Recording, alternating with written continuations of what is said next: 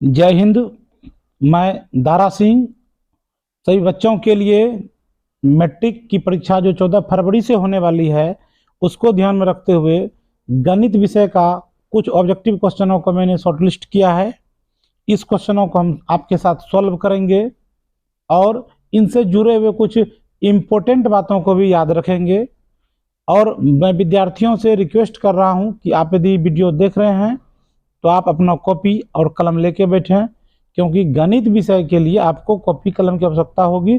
कुछ ऐसी बातें होगी जो ऐसे आप मौखिक रूप से समझ नहीं सकेंगे। तो हम आज सभी बच्चों के लिए गणित विषय का महत्वपूर्ण तथ्यों को आपके साथ लाए हैं। आप इन्हें ध्यानपूर्वक से देखेंगे और अपने कॉपी में नोट भी करेंगे, मेरे साथ सॉल्व भी करेंगे। तो आज हम शुरू कर रहे हैं आप लोगों के साथ आज का हमारा पहला क्वेश्चन। जो क्वेश्चन होगा हम इसे सॉल्व करेंगे। गणित विषय का महत्वपूर्ण क्वेश्चन है। आपको 100 क्वेश्चन दिया जाएगा, उसमें से किन्हीं 50 प्रश्नों का उत्तर देना है और प्रत्येक प्रश्न के लिए चार विकल्प दिए रहेंगे। तो हम आज पहला क्वेश्चन आपके सामने स्क्रीन पर यह है। क्वेश्चन है, यदि बहुपद 6x³ minus 11x² minus 3x plus 2 के शून्यक अल्फा बीटा गामा हो।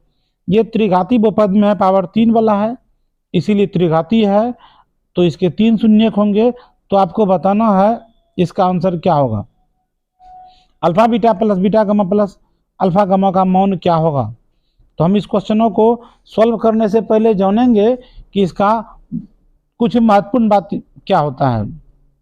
तो हम चलते हैं अपने कॉपी पे और शुरू करते हैं। देखिए, आपको 1 नंबर क्वेश्चन के लिए आपको याद रखना होगा कि यह त्रिघाती बहुपद था। यहाँ पे यदि पूछा जाए इसमें शून्यकों का योग क्या होगा, मतलब हो गया अल्फा जोड़ बीटा जोड़ गामा, तो इसका आंसर होगा -b/a। आप इसे कॉपी में लिखेंगे और याद कर लेंगे। दूसरा, alpha beta plus beta gamma plus gamma alpha, इसका जो मान होता है c/a होता है। अल्फा बीटा गामा तीनों का गुणनफल जो होता है -d/a होता है। इसे आप याद रखेंगे। Alpha plus beta plus gamma बराबर -b/a होगा। Alpha beta plus beta gamma plus beta alpha का मान c/d होगा। और त्रिघाती बहुपद के लिए अल्फा बीटा गामा का मान -d/a होता है। अब क्वेश्चन नंबर 1 पर चलिए फिर से। तो आपसे यहाँ पूछ क्या रहा है, आपसे यहाँ क्या पूछ रहा है, आपसे यहाँ पूछ रहा है alpha beta plus beta alpha beta plus beta gamma plus gamma alpha का मान क्या होगा। तो इसका तीनों का जो जोड़ होगा, आप अभी तुरंत देखे थे, हमने इसका बारे में क्या बताया था, c/a होता है। c का मान कितना है, यहाँ पे c का मान -3 है। a का मान कितना है, 6 है। तो 3 एकम 3, 3 दूनी 6, -1/2। सही उत्तर होगा इसका सी नंबर। इसका जो उत्तर होगा सही उत्तर सी नंबर होगा। क्वेश्चन नंबर 2 को पढ़िए और सॉल्व करते हैं। क्वेश्चन नंबर 2 में क्या लिखा हुआ है, यदि बहुपद x² minus 3x into -3x + 1 -5 के शून्यक अल्फा बीटा हो, यानी कि इसका दिया हुआ अल्फा बीटा शून्यक है, तो आपको इसका मान बताना है। Alpha plus beta into beta plus alpha का मान होगा। तो इसमें से आप क्या करेंगे, सबसे पहली बात हम आपको बता दें, यहाँ पे जो -5 है यहाँ पे +5 होगा, +5 होगा। अब इस क्वेश्चन को हम लोग, ये द्विघात समीकरण है, द्विघात बहुपद है, इसको हम लोग सॉल्व करेंगे, अल्फा बीटा का मान निकालेंगे, बाद में इसको रख के देखते हैं कैसे होगा। आइए क्वेश्चन पे। तो क्वेश्चन था आपका x² माइनस 3 इंटू x + 1 + 5, इसको आप सॉल्व करेंगे। x² माइनस 3 गुना x, 3x होगा, प्लस माइनस 3 एकम 3 होगा, और प्लस ये 5 होगा। इसको आप फिर सॉल्व करेंगे, x² माइनस 3x -3 + 5, ये दोनों मिलके हो जाएगा आपका प्लस 2 हो जाएगा। ये आपका द्विघात समीकरण बन गया। अब हम 2 1 कम 2, यहाँ पे 1 छुपा हुआ है, 2 और 1 का गुणनखंड करेंगे, 2 होगा, 2 1 कम 2, 3 पुर गया, 2 जोड़ 1 3 पुर गया। हम इसको लिखेंगे x square minus 2x minus x plus 2। इसके बाद आप इसे लिखेंगे, यदि हम कॉमन लेंगे तो लिखेंगे x into x minus 2 minus 1 into x minus 2। ये ब्रैकेट और ये ब्रैकेट मिल रहा है, इसको हम अलग लिखेंगे, x माइनस 2, यहाँ बचेगा x माइनस 1, यहाँ से निकला x बराबर माइनस 2 बराबर क्या होगा 0, x बराबर यहाँ पे क्या निकलेगा 2, यहाँ पे x माइनस 1 बराबर 0, x बराबर हो गया आपका 1।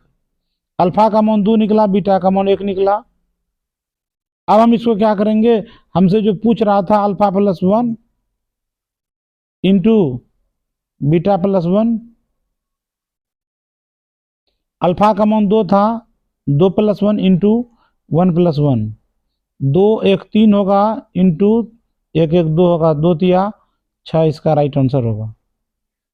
अब क्वेश्चन नंबर 3 को हम सॉल्व करते हैं। एक बार क्वेश्चन नंबर 3 को पढ़ा जाए। क्वेश्चन नंबर 3 में क्या है,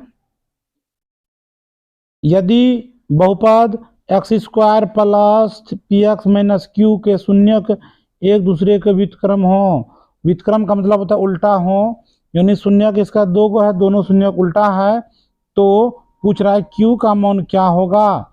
क्यू का मान निकालना है। क्यू का मान, क्यू यहाँ पे है, क्यू जो यहाँ पे शून्य का गुणनफल है, क्यू का पोजीशन देखिए, क्यू जो है ना शून्य का गुणनफल है। हम इसको सॉल्व करते हैं। आइए चलते हैं क्वेश्चन को सॉल्व करते हैं। इसमें से बोल रहा था कि शून्य यदि अल्फा के जगह पे यहाँ पे अल्फा ही होगा, अब बीटा के जगह पे 1/अल्फा होगा, गुण व्युत्क्रम का ही मतलब होता है। अभी आपने क्या देखा था, क्यू के किस जगह पे था, शून्य के गुणनफल के जगह पे था। शून्य का गुणनफल को क्या बोलते हैं, अल्फा बीटा। अल्फा के जगह पे अल्फा लिखेंगे, बीटा के जगह पे 1/अल्फा लिखेंगे, अल्फा अल्फा कट जाएगा, बचेगा 1, यानी कि इसका क्यू का मान होगा क्या 1। क्यू का मान यहाँ पे क्या होगा 1। थोड़ा माइनस प्लस का भी ध्यान देखना होगा, देखते हैं माइनस प्लस क्या कहता है इसमें। यहाँ पे हमको कह रहा है माइनस क्यू, क्योंकि क्यू का मान 1 आया है, यहाँ माइनस क्यू पूछ रहा है, इसीलिए सही उत्तर होगा क्यू का मान -1। क्वेश्चन नंबर 4 को पढ़िए क्या कह रहा है। क्वेश्चन नंबर 4 में निम्नलिखित में से कौन सा द्विघात बहुपद जिसके शून्यक -2 और 6 हैं। अब आपसे पूछ रहा है द्विघात बहुपद। द्विघात बहुपद का आपको सूत्र याद होनी चाहिए। द्विघात बहुपद का सूत्र होता क्या है, हम आपको पहले पढ़ा चुके हैं।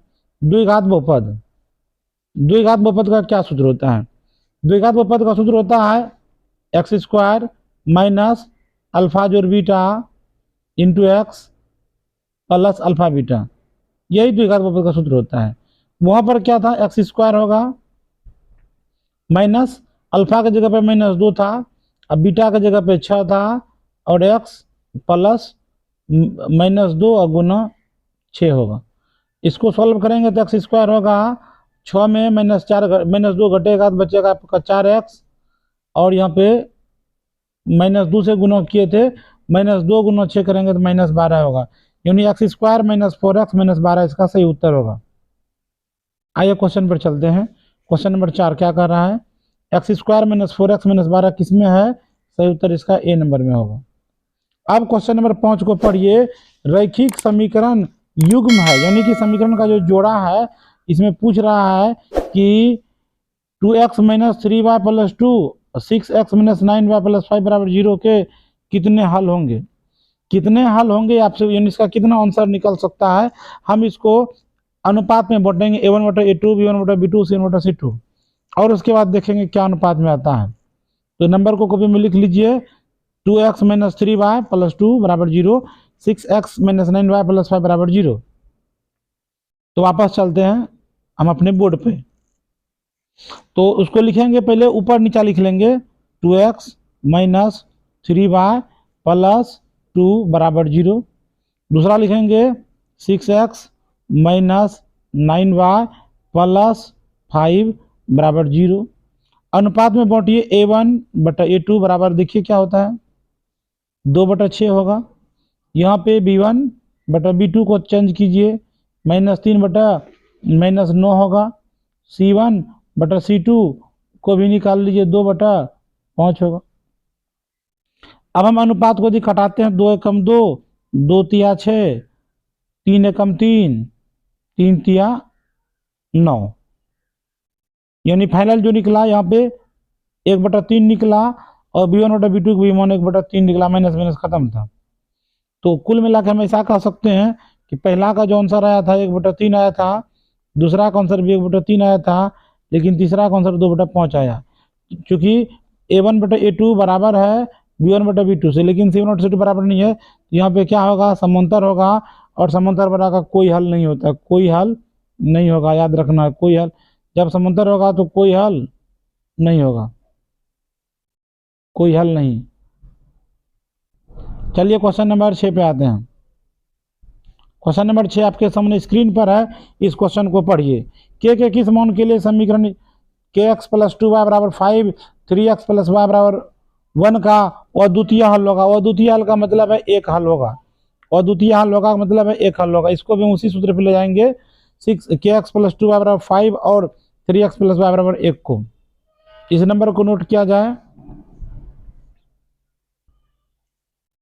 क्वेश्चन नंबर 6 में क्या था, छठा में क्वेश्चन में था kx + 2y = 5, 3x + y = 1। तो यहाँ पे A1/A2 करेंगे तो यहाँ होगा k/3 बराबर नहीं होना चाहिए 2/1, y के आगे में एक छुपा हुआ है। कोना कोनी गुना करेंगे, k कम k बराबर नहीं होना चाहिए, 3 दूनी 6, k का मान 6 के बराबर नहीं होनी चाहिए। क्वेश्चन नंबर 6 कह रहा है k का मान 6 के बराबर नहीं होनी चाहिए, सही आंसर होगा 6 का बी नंबर। क्वेश्चन नंबर 7 पे आइए। दो रैखिक समीकरण का लेखा चित्र ग्राफ को कहते हैं। यदि ग्राफ में रेखा समांतर खींचा गया हो तो हल की संख्या कितनी होगी। हम सैकड़ों बार बोले हैं, समांतर रेखा होगा तो इसका कोई हल नहीं होगा, कोई हल नहीं, शून्य है, एक है, अनगिनत है, इनमें से कोई नहीं में टिक लगेगा। क्वेश्चन नंबर 8 पे आइए। क्वेश्चन नंबर 8 में कह रहा है y बराबर 0, कह रहा है कि y - 4 बराबर क्या 0। इसका हल कैसे होगा, y का मान 0 लेना हमेशा। तो हम एक ग्राफ खींचते हैं, ये वाला लाइन x हुआ, ये वाला लाइन y हुआ, ये x लाइन है और ये y लाइन है, और y बराबर 4 लेंगे तो y बराबर 4 इस लाइन पे जाएगा हमेशा। ये हो गया y बराबर 4, माइनस होता तो नीचे लेते प्लस में। इस लाइन को आप क्या देख रहे हैं, ई y बराबर 4 है और ये नीचे में x है। क्या देख रहे हैं, आप देख रहे हैं कि y बराबर 4 x अक्ष के समांतर है। सही उत्तर होगा इसका ए नंबर। क्वेश्चन नंबर 9 क्या कह रहा है, क्वेश्चन नंबर 9 कह रहा है कि यदि समीकरण 2x + 3 = 11 है, 2x - 4 = -24 है, तो इसमें x y का मान क्या होगा। आप अपने इसको जो विलोपन विधि है, प्रतिस्थापन विधि है, वज्रगुण विधि है, उससे भी हल कर सकते हैं, लेकिन हम आपको उस विधि का सुझाव ऑब्जेक्टिव बनाने के लिए नहीं कहेंगे। आप क्या करेंगे, x का मान y का मान रख देंगे, गुना करके चेक करेंगे कि इसमें 11 पूरी जाता है। यानी किसी भी समीकरण में, होला वाला ये समीकरण है, इस समीकरण में x का मान रखेंगे, y का मान आपके पास 4 को रखना, जैसे ही पूरा वही मेरा आंसर है। यदि 3 को डाल दिए नहीं पूरा 11, तो ऐसे भी 3 गलत है, चौथा ऑटोमेटिक सही होगा। तो अब हम बात शुरू करते हैं। तो याद रखना है, पहला में क्या रखना है, x बराबर 2 y बराबर 4। हम रख रहे हैं x बराबर 2 y बराबर 4। तो आते हैं बोर्ड पे, x बराबर 2 समीकरण था आपका 2x + 3y बराबर 11। इसमें x बराबर 2 रखेंगे, फटाफट रखेंगे, x के आगे में 2 रखेंगे, y के जगह पे 4 रखेंगे, आगे में आपका 3 है, बराबर 11 होना चाहिए। 4 तिया 12 हुआ और 2 दूनी 4 हुआ। अब जोड़ के बताइए 11 4 कितना होता है, 16 हो गया। क्या 16 11 बराबर है, नहीं, ये लाइन गलत है, ये का ऑप्शन गलत है। अब हम दूसरा ऑप्शन पर आते हैं।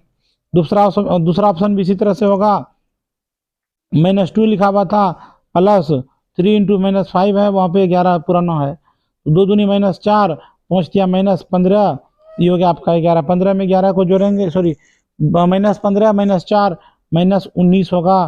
क्या -19 11 के बराबर है, नहीं, ये ऑप्शन भी गलत है। नंबर सी पे आते हैं। सी नंबर में क्या था, सी नंबर में था 3 और 1, x का मान 3 y का मान 1। यहाँ पे लिखेंगे 2 इंटू -3 प्लस 3 इंटू 1 बराबर 11। आप इसको रखिए, 2 तिया -6 होगा, यहाँ पे 3 एकम 3 होगा बराबर 11 होगा, ये घटेगा तो -3 बराबर है। क्या -3 11 बराबर होता है? बिल्कुल नहीं होता है। जब नहीं होता है तो तीनों ऑप्शन गलत है, मेरा चौथा विकल्प जो है वही आपका सही है। इस चीज का ध्यान रखना, चौथा ऑप्शन सही होगा। हम क्वेश्चन नंबर 9 की बात कर रहे थे, इसका सही उत्तर क्या हो जाएगा? डी ऑप्शन हो जाएगा। 3 ऑप्शन गलत है, चौथा चेक नहीं करना है। अब फिर 10 नंबर के क्वेश्चन में क्या कह रहा है? 10 नंबर के क्वेश्चन में कह रहा है निम्नलिखित में कौन द्विघात समीकरण नहीं है? द्विघात समीकरण नहीं वाला पूछ रहा है। अब नहीं को कैसे निकालेंगे, गौर कीजिए।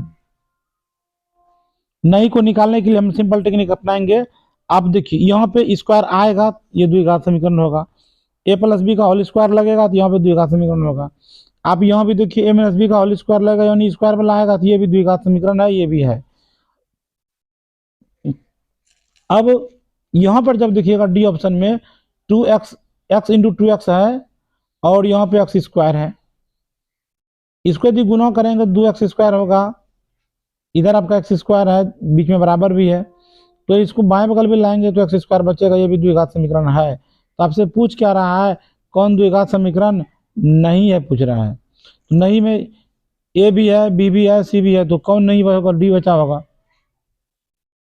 क्वेश्चन नंबर 11 को पढ़ा जाए तो दो बिंदुओं हैं, 2 -2 और -2 के मिलाने वाली रेखाखंड के मध्य बिंदु का निरीक्षण। यही क्वेश्चन है। इस क्वेश्चन को आप तैयार कर लीजिए, याद कर लीजिए, देख लीजिए, आप जानते भी हैं, कई बार हम इसको पढ़ा चुके हैं। एक लाइन खींचते हैं, यहाँ पे देखिए 2 -2 है, इधर -2 और 2 है, दोनों का मध्य बिंदु क्या है? मध्य बिंदु निकालने के लिए हम लोग क्या करेंगे? दोनों x को जोड़ के दूसरे भाग देंगे, यानी 2 - 2 बटा 2, आंसर हुआ 0।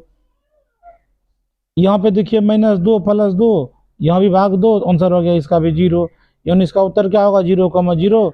सही आंसर बी ऑप्शन होगा। अब क्वेश्चन नंबर 12 पर चलते हैं। क्वेश्चन नंबर 12 को फटाफट पढ़ा जाए। लिखा है कि किसी त्रिभुज का केंद्रक 3,0 है, शीर्ष 2 3 है और उसकी एक दूसरा शीर्ष 1 -4 है, तो बताइए तीसरा शीर्ष क्या होगा? हमें तीसरा शीर्ष निकालना है। तीसरा शीर्ष के बारे में क्वेश्चन पूछ रहा है, तो हम क्या करेंगे? छोटा सा त्रिभुज बना लेंगे, देखते हैं क्या होता है। बना के एक त्रिभुज बना लिए और इसका जो केंद्रक है, केंद्रक तो बीच में ही होगा, 3,0 लिख दिए। एक शीर्ष बता रहा है क्वेश्चन में कि 2,3 है, दूसरा शीर्ष 1,-4 है, तीसरा शीर्ष मान लेते हैं ये x है और y है। तो केंद्रक कैसे निकालते थे? तीनों यानी कि 2 को, 1 को और x को जोड़ के 3 से भाग देंगे तो मेरा केंद्रक 3 के बराबर है। इसको लिखेंगे कैसे? 2 जोड़ 1 जोड़ x बटा 3 बराबर कितना होगा? 3। इसको आगे बढ़ाइए, 2 1 3 प्लस x बटा 3 बराबर कितना होगा? 3। आगे चलते हैं। इसके बाद आप इसको क्या लिख सकते हैं? 3 प्लस x बराबर 9। x बराबर क्या लिखेंगे? 9 - 3 घटाएंगे, उत्तर क्या बचेगा? 6, यानी x का मान क्या होगा? 6। इसी प्रकार y का भी निकालेंगे। y का निकालेंगे तो y में क्या होगा? आप अभी देखे थे, y में था एक भुजा था y, एक भुजा 3 -4 बटा 3 बराबर कितना होगा? 0। इसको आप सॉल्व कीजिए, y और 4 में -3 घटेगा तो -1 बटा 3 बराबर 0। आगे क्या करेंगे? इसको हम लिखेंगे y -1 बराबर कितना हो गया? 0।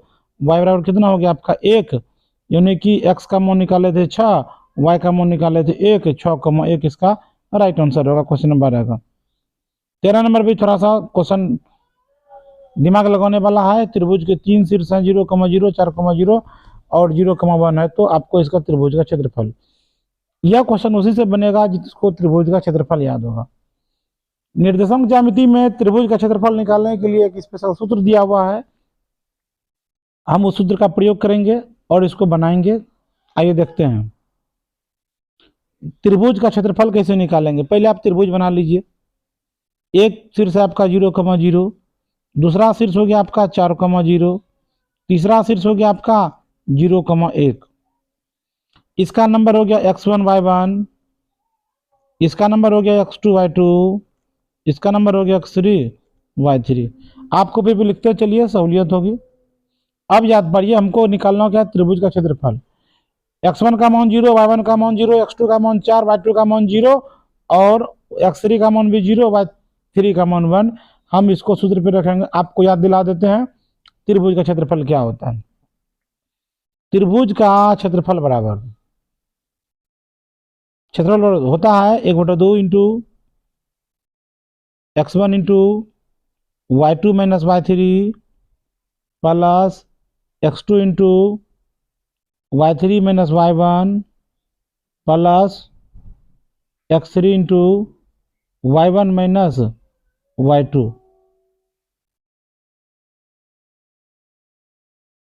यही सूत्र होता है। इस सूत्र को आप पढ़े भी हैं, आपको कोई ना कोई पढ़ाया भी होगा। तो अब हम इस सूत्र का प्रयोग करते हैं। आंसर क्या लिखेंगे, 1/2, वहाँ पे जो था पहले लिखे थे 0, 0 माइनस 1 और 4 into 1 minus 0 plus 0 into 0 minus 0। यहाँ पे आप देखेंगे 1/2 बचेगा, 0 से इसको गुना करेंगे 0 होगा, 4 एकम 4 होगा, यहाँ पे 0 होगा। अब क्या करेंगे, इसको थोड़ा सा और सॉल्व करेंगे, 4 जोड़ 0 4 ही होगा, यानी 1/2 इंटू 4 होगा, 2 दूनी 4, यानी सही उत्तर क्या निकलेगा, इसका 2 निकलेगा। त्रिभुज का क्षेत्रफल यहाँ पे जो ऑप्शन है वो ऑप्शन के हिसाब से त्रिभुज का क्षेत्रफल क्या होगा, 2 ऑप्शन सी, सही उत्तर सी निकलेगा। अब क्वेश्चन नंबर 14 पे आते हैं। क्वेश्चन नंबर 14 आपके परीक्षा में आ गया, आप इसको बनाने के लिए तैयार रहिए। इस जगह पे कुछ भी पूछा जा सकता है। दो बिंदु के बीच की दूरी, बीच की दूरी, बीच की दूरी, किसकी दूरी, दो बिंदु के बीच की दूरी। दो बिंदु के बीच की दूरी का सूत्र कॉपी में आप लिखिए। बिंदु कितना है, 1, -1 3 और -5,7 है। इसको देखिए क्या होता है, आप लिख लिए। अब चलते हैं इसको सॉल्व हम भी करते हैं, हम भी अपने मोबाइल पे करते जा रहे हैं, इसको ध्यान में रखना है। -1 और 3, -5 और 7, -1 और 3, -5 और 7। तो आप याद पढ़िए कि हम लिखते हैं क्या क्या बताते हैं कि दो, हाँ, दो बिंदु के बीच की दूरी, दो बिंदु के बीच की दूरी बराबर क्या बताए हैं, x2 माइनस x1 का whole square plus y2 minus y1 का होल स्क्वायर का अंडर रूट। यही सूत्र होता है। हम इस सूत्र पे सब नंबर को पुट कर रहे हैं, ध्यान से देख लीजिए। -5 इंटू -1 का स्क्वायर प्लस 7 - 3 का स्क्वायर, सबका ख्याल लगा देना, वर्गमूल। अब यहाँ पे माइनस माइनस प्लस हो जाएगा, -5 प्लस 1 का स्क्वायर प्लस 7 में 3 घटेगा 4 का स्क्वायर। अगली बार क्या करना है, अगली बार क्या करना है, तो ये घटेगा, अभी -5 लिखे थे, -5 प्लस 1 यानी कि 4 का स्क्वायर प्लस 4 का स्क्वायर। आप जानते हैं 4 चौके 16 होगा, यहाँ पे 16 होगा। 16 स्क्वायर में क्या आ जाएगा, 32 आ जाएगा। अब 32 को हम तोड़ेंगे, कैसे तोड़ेंगे, 2 से, यहाँ पे 16 होगा, फिर 2 से 8 होगा, फिर 2 से 4 होगा। इसी प्रकार से 5 बार में टूट जाता है। तो इसको जो लिखना है इस तरह से 5 बार लिख देना है, 2 गुना 2 गुना 2 गुना 2 गुना 2। हमने 5 बार 2 लिखा है।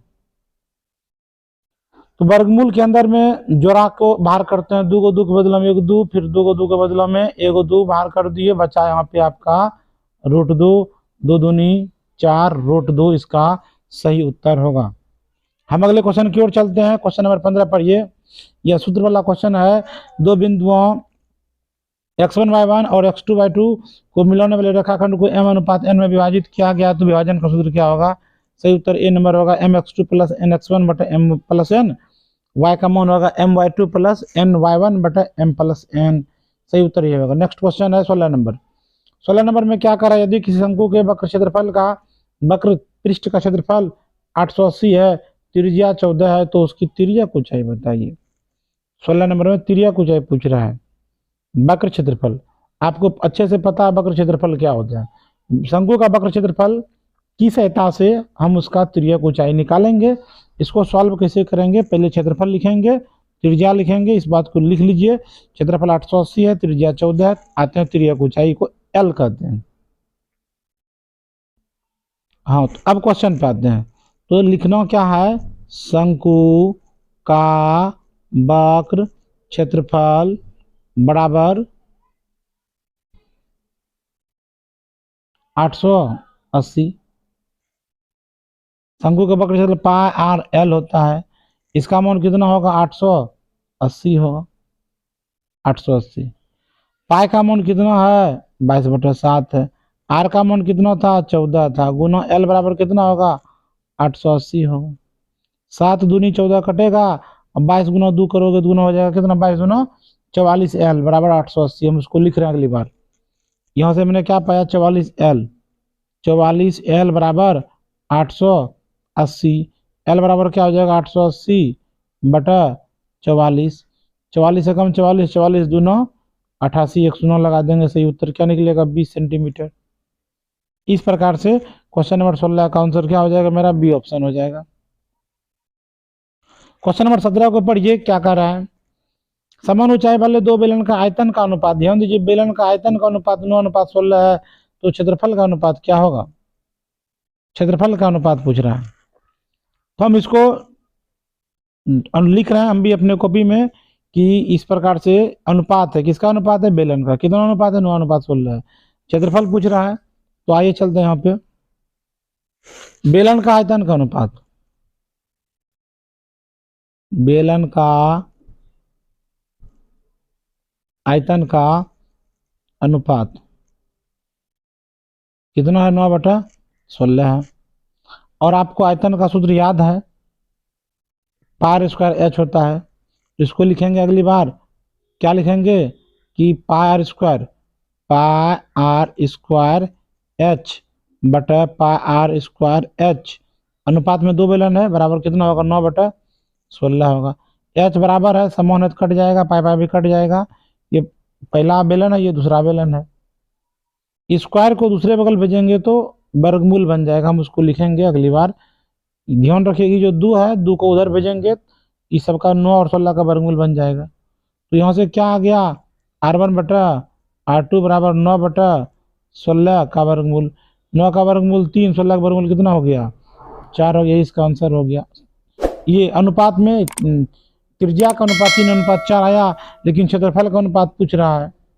तो अब बेलन का वक्र क्षेत्रफल क्या होता है, बेलन का वक्र क्षेत्रफल होता है, बेलन का वक्र क्षेत्रफल होता है 2πRh बटा 2πRh।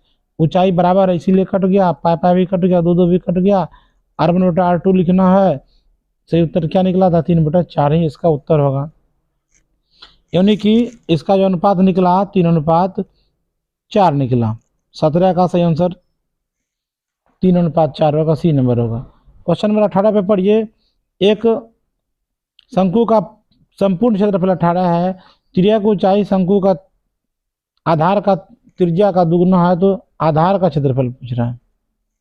आधार का क्षेत्रफल पूछ रहा है, क्या होगा। तो संपूर्ण क्षेत्रफल कितना दिया हुआ, 18 दिया हुआ है। त्रिज्या के बारे में लिखा है कि त्रिज्या की ऊंचाई त्रिज्या का दुगुना है। त्रिज्या की ऊंचाई शंकु के आधार के त्रिज्या का क्या है, दुगुना है। तो आपको बताना है आधार का क्षेत्रफल क्या होगा। तो हम इस क्वेश्चन को सॉल्व करते हैं। सब चीज को हम भी लिख चुके हैं। क्षेत्रफल कितना है, 18 है। त्रिज्या की ऊंचाई आधार का त्रिज्या क्या है, दुगुना है। क्या निकालना, आधार का क्षेत्रफल निकालना है। तो शंकु का संपूर्ण क्षेत्रफल, आते हैं बोर्ड पे। संपूर्ण क्षेत्रफल क्या होता है, संपूर्ण क्षेत्रफल क्या होगा, संपूर्ण क्षेत्रफल बराबर कितना दिया हुआ, 18 दिया हुआ है। त्रिज्या का मान कितना दिया हुआ है, 8 दिया हुआ है। और त्रिज्या की ऊंचाई कितना दिया हुआ है, त्रिज्या की ऊंचाई को दुगुना दिया है, तो 2 और लिख देंगे। क्षेत्रफल 18 है, तिर्यक ऊंचाई r है, सॉरी त्रिज्या r है, तिर्यक ऊंचाई 2r है, क्वेश्चन में दुगुना लिखा हुआ है। तो संपूर्ण क्षेत्रफल क्या होता है, pi R L plus pi R square बराबर कितना होगा, 18 होगा। अब यहाँ पे नंबर वैल्यू को पुट कीजिए, पाई को पाई रहने दीजिए, आर को आर लिखिए, एल के जगह पे 2r लिखिए। क्वेश्चन में लिखा हुआ है तिर्यक ऊंचाई दुगनी है प्लस पाई आर स्क्वायर बराबर कितना होगा, 18 होगा। आर गुना आर यहाँ पे कीजिएगा तो आर स्क्वायर होगा, हम इसको लिख सकते हैं पाई आर, आगे में 2 लगेगा, 2 pi square plus pi square बराबर कितना होगा, 18 होगा। 2 पाई स्क्वायर और 1 पाई स्क्वायर 3 पाई स्क्वायर होगा, 3 पाई आर स्क्वायर बराबर कितना होगा, 18 होगा। 3 से कटा देंगे 6, 3 6 के 18, यही तो क्षेत्रफल है आधार। शंकु का आधार तो इस प्रकार से रहता है, वृत्त ही रहता है, तो इसे क्षेत्रफल कितना निकला, 6, ये इसका सही उत्तर होगा।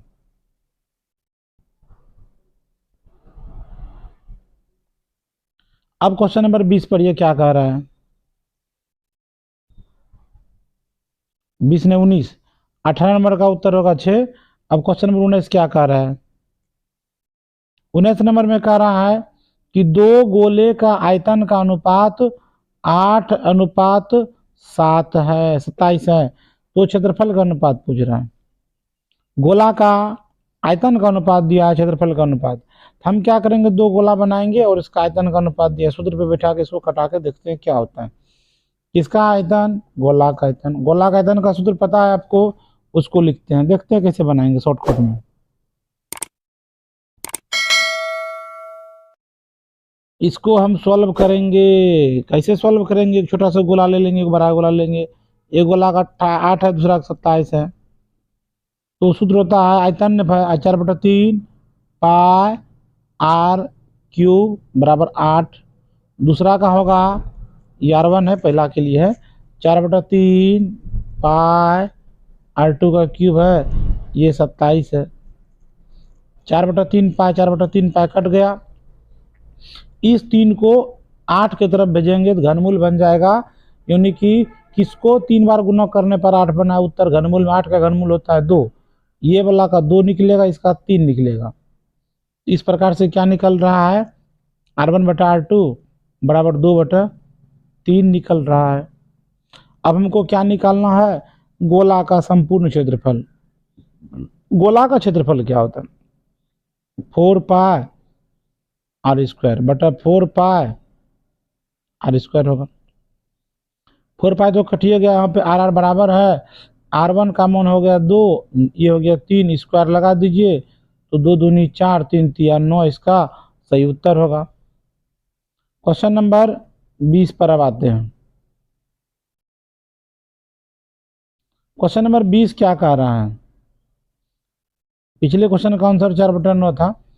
क्वेश्चन नंबर 20 पर आते हैं, किसी गोले का संपूर्ण क्षेत्रफल 616 है, किसका क्षेत्रफल भैया, गोला का, क्या दिया हुआ है, क्षेत्रफल कितना दिया हुआ है, 616, गोला का क्षेत्रफल का सूत्र लगाएंगे और 616 के बराबर करेंगे, तो वहाँ व्यास पूछ रहा है, त्रिज्या निकलेगा, व्यास ऑटोमेटिक निकल जाएगा, इसका सूत्र लगाना है। ध्यान दीजिए, गोला का कौन क्षेत्रफल, संपूर्ण क्षेत्रफल, बिल्कुल ध्यान से देख लीजिए, किसका, गोला का संपूर्ण क्षेत्रफल कितनों के बराबर करना है, 616 के बराबर करना है। तो देखते हैं क्या होता है, हम भी आपके साथ करते हैं।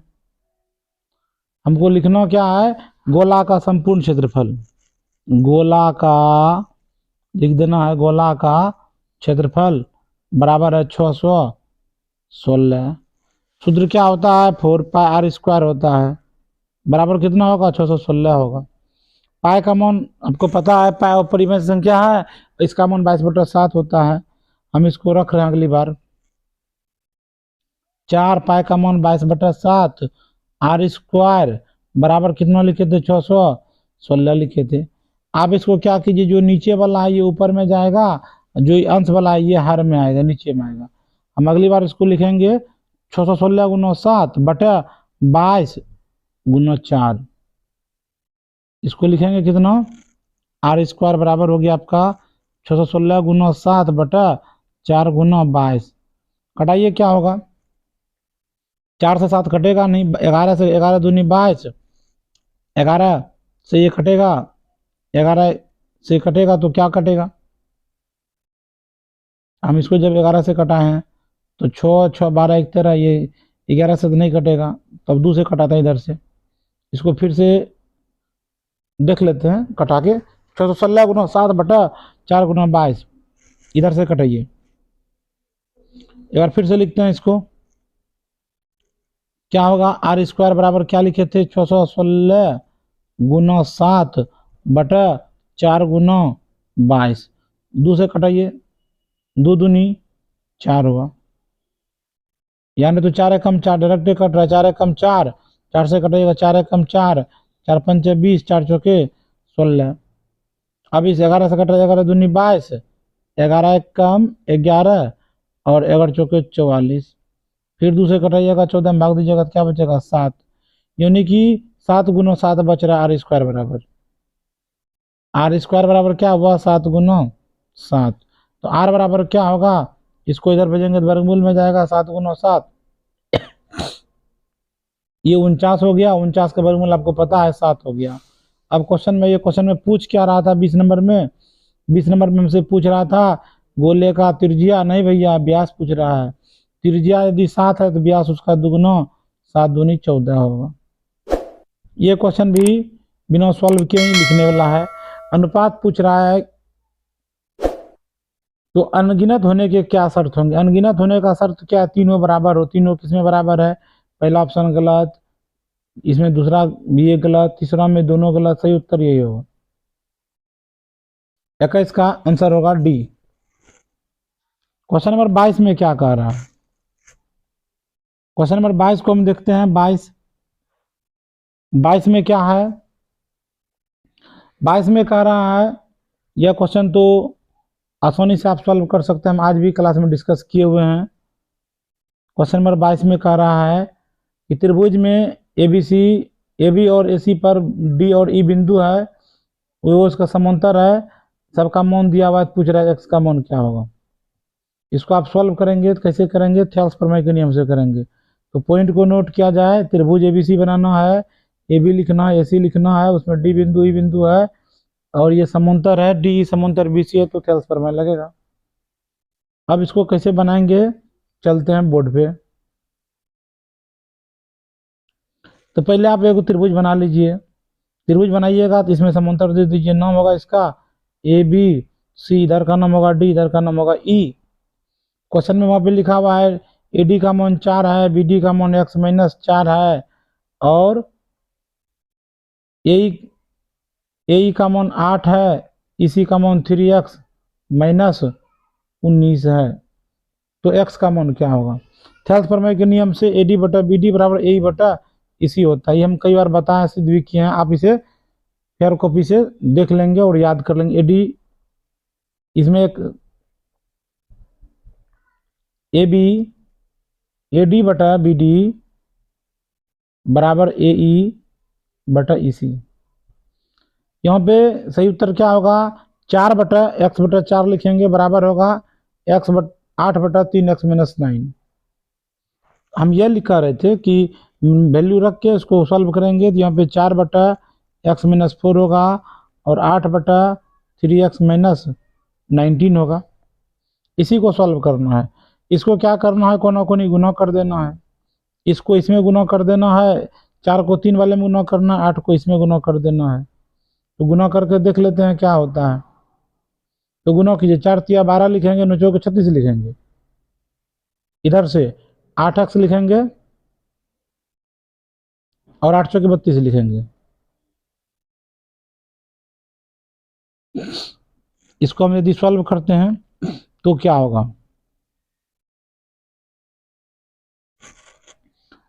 तो सॉल्व करके लिखेंगे 4 तिया 12 और 19 चौके 76, देखते हैं कैसे लिखना होगा। हाँ,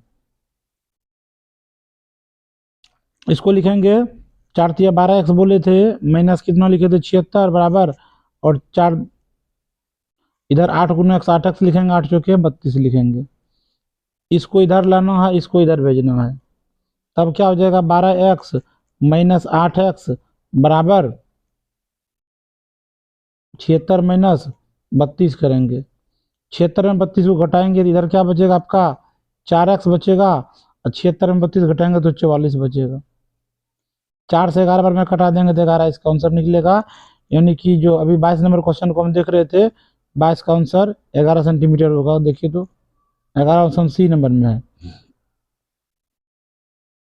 क्वेश्चन नंबर 23 भी इसी प्रकार से बनेगा। 23 के बारे में क्या पूछ रहा है, दो समरूप त्रिभुज है। समरूप त्रिभुज जैसे ही होगा इसको ऊपर नीचे बना लेना है। क्षेत्रफल 81 और 49 दिया हुआ है, और एक का ऊंचाई है 499, तो दूसरे का ऊंचाई पूछ रहा है। हम इसको जानते हैं कि क्षेत्रफल का अनुपात भुजा या ऊंचाई के वर्ग के अनुपात के बराबर होता है। तो हम इसमें क्या करेंगे, सबसे पहले इस पॉइंट को ध्यान दे दिया जाए कहां से है। एक त्रिभुज बनाएंगे, एक त्रिभुज ऊपर में होगा, एक त्रिभुज नीचे में होगा। पहला का 81 क्षेत्रफल है, दूसरे का 49 है। इसका ऊंचाई, इसका जो ऊंचाई दिया हुआ था, पहला का ऊंचाई 4.5 था, दूसरा का ऊंचाई क्या होगा। तो हम इसको आज भी क्लास में लिखने के लिए बता है। तो पहला का क्षेत्रफल लिख दीजिए 81, दूसरा का क्षेत्रफल 49, और ऊंचाई में पहला का ऊंचाई होगा 4.5, दूसरा का लिख दीजिए x का स्क्वायर। इस 2 को इधर लाएंगे तो ये वर्गमूल बन जाएगा। 81 का वर्गमूल 9 होता है, 49 का वर्गमूल 7 होता है। इसका मतलब ये हुआ कि हम ये कहना चाह रहे हैं, ऊपर में 9/7 बराबर होगा 4.5/x। कोना कोनी गुना करेंगे, 9 गुना x 9x होगा, इसको भी गुना करेंगे। ये कहने का मतलब हुआ कि 9x बराबर हो गया 4.5 गुना 7। 9 से कटा दीजिए, 9 बचे 45, 7 बचे 35, 3.5 इसका सही आंसर होगा।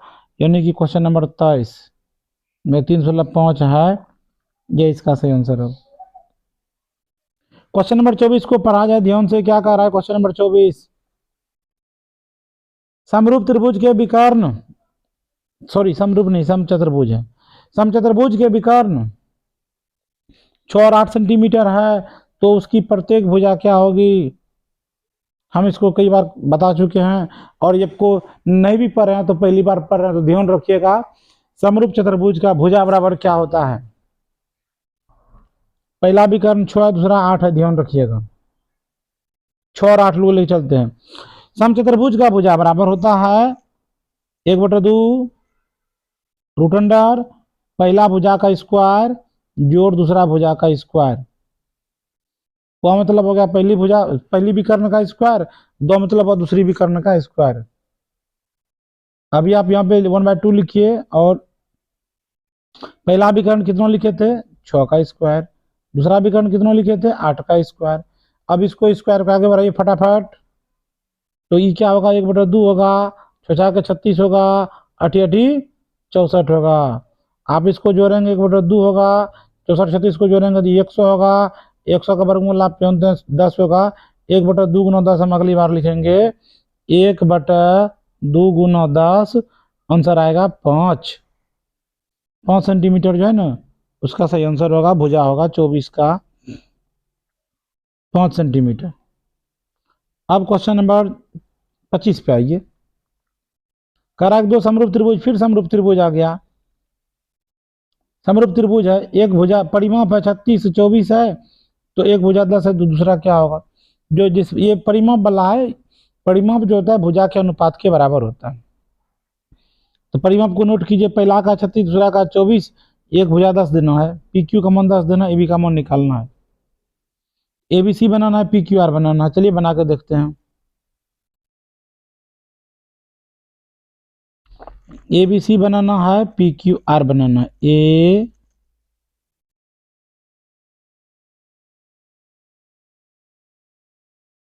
ए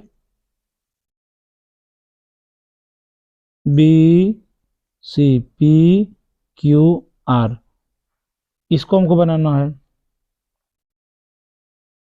इसमें से पहला का दिया हुआ 36, दूसरे का दिया हुआ 24। इसका भुजा x है, और पी क्यू का मान 10 है, यानी x/10 लिख दीजिए। बस इसको सिंपल है, कोना कोनी गुना करके हल कीजिए। 24 गुना एक्स लिखेंगे 24x, 36 गुना 10। हम उसको अगली बार ये लिखेंगे, क्या लिखेंगे, 24x बराबर 36 गुना 10। x बराबर क्या हो जाएगा, 36 गुना 10 बटा 24। कटा दीजिए, किससे कटेगा, 6 से कटेगा। 6 चौके 24, 6 छाके 36। फिर 2 से कटेगा, 2 दूनी 4, 2 तिया 6। यहाँ पे आ जाएगा 2 पंचे 10, 3 पचा 15। इसका राइट आंसर होगा। अब आते हैं क्वेश्चन नंबर 26 पर। समबाहु त्रिभुज का क्षेत्रफल 4√3 है। परिमिति पूछ रहा है, परिमिति, भुजा नहीं पूछ रहा है, परिमिति। आपको पता है समबाहु त्रिभुज का क्षेत्रफल कितना होता है? हाँ, मुझे भी याद है, मैंने आपको कई बार बताया है। समबाहु त्रिभुज का क्षेत्रफल, समबाहु त्रिभुज का क्षेत्रफल होता है √3 बटा 4 गुना भुजा स्क्वायर बराबर 4√3। यहाँ का √3, यहाँ का √3 खत्म। इसको गुना कीजिएगा, 4 चौके होगा 16। भुजा स्क्वायर बराबर लिखेंगे 16, भुजा स्क्वायर बराबर लिखेंगे 16, भुजा स्क्वायर बराबर क्या लिखेंगे 16। 2 को इधर भेजेंगे, बन जाएगा वर्गमूल। भुजा बराबर लिखेंगे 16 का वर्गमूल। 16 का वर्गमूल कितना होता है, 4 होता है। भुजा निकल गया 4। एक त्रिभुज है, भुजा है 4 4 4। तो परिमाप पूछ रहा है, 4 तिया कितना हो जाएगा 12। परिमाप मतलब तीनों भुजा का जोड़ होता है। मिलते हैं अगले वीडियो में, तब तक के लिए जय हिंद। आप लोग अपने तैयारी करते रहिए, हमारी शुभकामना आपके साथ है।